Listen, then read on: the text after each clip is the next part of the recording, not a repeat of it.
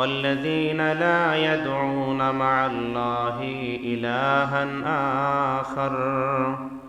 আল্লাহ পাকের খাস আর বিশেষ বান্দা তো তারাই যারা জমিনে থেকে একমাত্র আল্লাহ ছাড়া অন্য কাউকে ডাকে না। জমিনে আল্লাহ তাআলা যত মানুষ সৃষ্টি করেছেন, মানুষের স্বাধীনতা দান করেছেন, বাক স্বাধীনতাও আছে, চিন্তার স্বাধীনতাও আছে। কেউ চাইলে এক খোদায়ও বিশ্বাসী হতে পারে, এই স্বাধীনতা তার আছে। কেউ চাইলে বহু খোদায়ও বিশ্বাসী হতে পারে, এই স্বাধীনতাও তার আছে। তবে আল্লাহ তাআলা বলেন, আমার কিছু খাস বান্দা আছে, এরা দুনিয়াতে যত বিপদেই পড়ুক না কেন, এরা জীবনে যত অসুবিধাতেই থাকুক না কেন, জীবনের সর্বক্ষেত্রে এক আল্লাহ ছাড়া ওরা আর কাউকে ডাকে না, এক আল্লাহকেই ডাকে।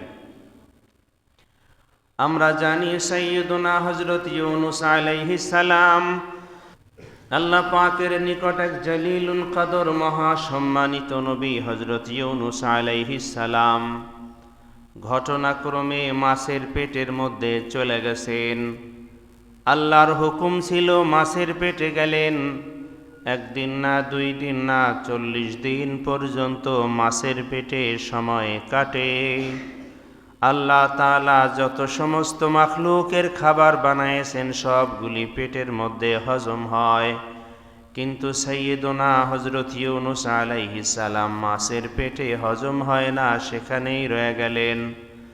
তিনি যখন দেখলেন আমি তো ঘোর বিপদের মধ্যে আছি, মহা বিপদ আমার জীবনে নেমে আসছে, এই বিপদ থেকে উদ্ধার যদি পাইতে হয়, দুনিয়ার আর কাউকে ডেকে কোনো লাভ নাই। এজন্য তিনি একাগ্র চিত্তে আল্লাহ পাককে ডাকা আরম্ভ করলেন, লা ইলাহা ইল্লা আনতা সুবহানাকা ইন্নী কুনতু মিনাজ জালিমিন। একমাত্র আল্লাহ পাকের দিকেই ফিরে আল্লাহকে ডেকে বলতেছেন, লা ইলাহা, মালিক, জীবনে বড় বিপদের সম্মুখীন তোমার বান্দা, বড় বিপদে। এই বিপদ থেকে উদ্ধার করার মতো আর বাঁচাবার মতো ক্ষমতা একমাত্র তুমি ছাড়া আর কারো নাই। সুবহানাকা, হে আল্লাহ, তুমি সর্বপ্রকার দোষ থেকে পবিত্র, কোনো দোষ তোমার নাই। সুবহানাকা ইন্নী কুনতু মিনাজ জালিমিন। মালিক রে, বিপদের মধ্যে যে পড়ে গেছি, আমি নিজেই নিজের প্রতি জুলুম করেছি, জালেম।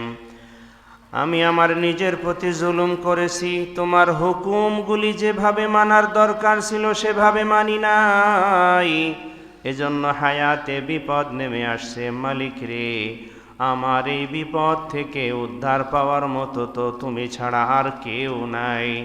আল্লাহ তাআলা তারপরে তাকে মাছের পেট থেকে মুক্তি দিলেন। আল্লাহ তাআলা বলেন, فنجيناه من الغم وكذلك ننجي المؤمنين। আল্লাহ তাআলা বলেন, ইউনূস পয়গম্বরকে আমি সেই বিপদ থেকে মুক্তি দিলাম। শুধুই মাত্র ইউনূস পয়গম্বরকে মুক্তি দিব, পরের মানুষগুলাকে মুক্তির কোনো ব্যবস্থা নাই। আল্লাহ বলেন, হা হা, ওয়াকাযালিকা নুনজিল মুমিনিন।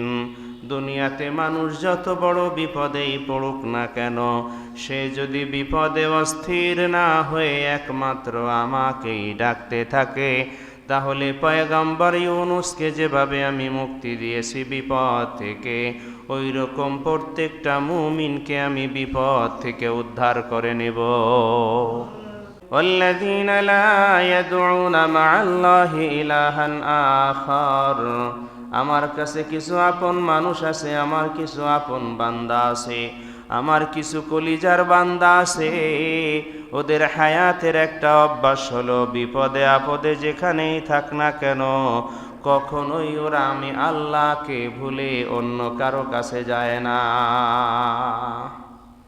আমাদের চরিত্র হলো, এক মানুষ বিবাহ শাদী করছে, বাচ্চা কাচ্চা হয় না ৫-৭ বছর, মসজিদের ইমামের কাছে দোয়া চাইলো, ডাক্তারের কাছে দৌড়াইলো, কিছুদিন গেল, যদি বাচ্চা কাচ্চা না হয় তখন গ্রামের কিছু মানুষ বুদ্ধি দেয় মাজারে যাইয়া মান্নত করতে যেন ছেলে হয়। কত মানুষ বুদ্ধি দিয়া মুসলমানকে হিন্দুদের মন্দিরে পর্যন্ত নিয়ে যায়। আল্লাহ রাব্বুল আলামিন বা ডাক দিয়া বলেন, বান্দা সন্তান দেওয়ার মালিক আমি রে, মাজারওয়ালাও দেয় না। কারণ কত হাজারো মাজারওয়ালা আছে যার নিজেরই সন্তান হয় নাই, হাজারো মাজারওয়ালারই সন্তান হয় নাই। আল্লাহ রাব্বুল আলামিন ডাক দিয়া বলেন, বান্দা সন্তান দেওয়ার মালিক মাজারওয়ালা নয়, মাজারওয়ালার নিজেরই তো সন্তান নাই। সন্তান যদি চাইতে হয় তাহলে মাজারওয়ালার কাছে যায় লাভ নাই। আমি আল্লাহ, আল্লাহ পাকের কাছে চাও, আমার কাছে তো সন্তানের অভাব নাই।